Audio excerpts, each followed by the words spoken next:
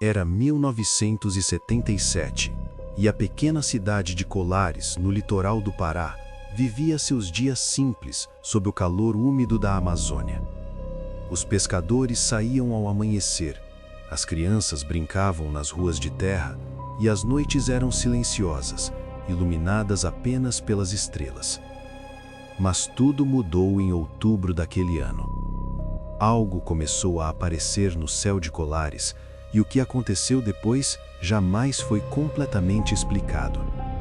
As primeiras vítimas eram pessoas simples, moradores humildes que mal tinham palavras para descrever o que haviam visto.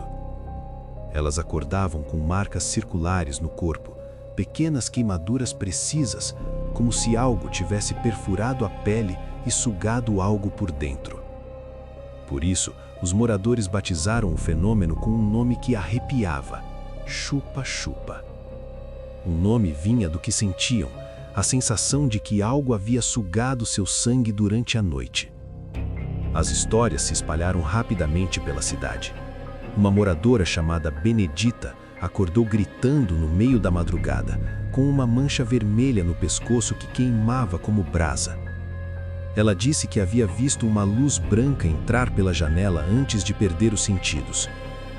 Um pescador chamado Raimundo foi encontrado desacordado em sua rede, com 2 marcas simétricas no peito que os médicos não conseguiram explicar. Ele dizia, quando acordou, que havia sentido seu corpo sendo levantado. O medo tomou conta de Colares. As pessoas pararam de dormir com as janelas abertas. Os homens passaram a vigiar as casas durante a noite, armados com facões e lanternas, sem saber contra o que lutar. As crianças dormiam nos quartos dos pais, tremendo ao menor barulho vindo do teto. E as luzes continuavam aparecendo. Eram descritas de formas diferentes por cada testemunha, mas havia sempre elementos em comum. Uma luz intensa, branca ou azulada, que se movia em silêncio absoluto. Ela não fazia barulho, não deixava rastro no chão, mas deixava marcas nas pessoas. Em alguns casos, a luz parecia seguir determinadas pessoas, como se as escolhesse com propósito. Uma adolescente chamada Marinette disse ter corrido pelo quintal tentando fugir de um feixe de luz que a perseguia entre as árvores. Ela caiu, bateu a cabeça e, quando sua mãe a encontrou, havia uma queimadura perfeita em seu ombro esquerdo. Os casos se multiplicaram ao longo de semanas. Médicos locais relataram dezenas de pacientes com sintomas parecidos: anemia, fraqueza extrema, manchas na pele e um medo que não passava nem com remédio. Alguns moradores diziam que os ataques aconteciam com mais frequência perto da água, nas margens do rio e nas praias escuras da ilha. As notícias chegaram até Belém e de lá chegaram ao governo. O que a maioria das pessoas não sabe é que o exército brasileiro não ignorou os relatos de Colares. Em dezembro de 1977, uma operação secreta foi montada às pressas. O nome era Operação Prato. Um grupo de militares, liderados pelo capitão Uirange Bolívar Soares Nogueira de Holanda, foi enviado para Colares com câmeras fotográficas, equipamentos de visão noturna e a missão de documentar tudo. O que eles encontraram os abalou de formas que nenhum deles esperava. Durante meses, os militares registraram os objetos luminosos, fotografaram discos voadores sobre a floresta, luzes em movimento que desafiavam qualquer explicação convencional. Coletaram depoimentos de centenas de moradores, examinaram as marcas no corpo das vítimas. Ao final da operação, o capitão Holanda havia reunido mais de 500 fotografias, 3 horas de filmagem e relatórios detalhados sobre as vítimas e os fenômenos. E então, tudo foi classificado como secreto. Os arquivos foram recolhidos, os militares foram instruídos a não falar e Colares foi deixada para trás, como se nada tivesse acontecido.